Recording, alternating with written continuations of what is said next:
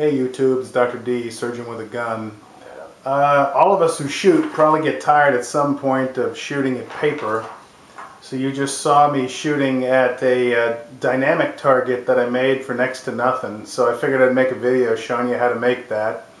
Of course, I'd recommend anything you shoot aside from paper at your range, you check with the range master before taking into a booth and shooting, because they may object to it. Turned out my range didn't mind.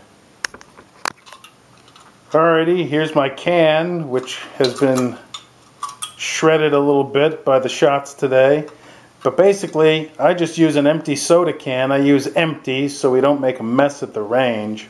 Much more likely to let you do this if you don't make a mess for them to clean up. But basically, I just left the flip tab attached and tied it to a piece of string.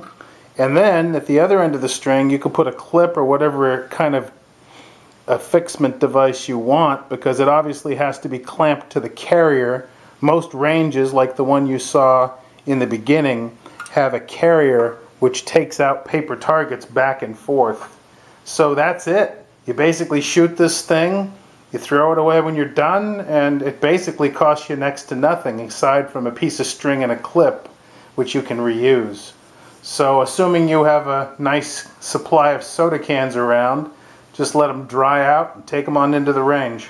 I'll show you a picture or two of this thing, or I was going to show you a picture or two of this thing, but I don't see the point because you're obviously seeing that I was able to hit it.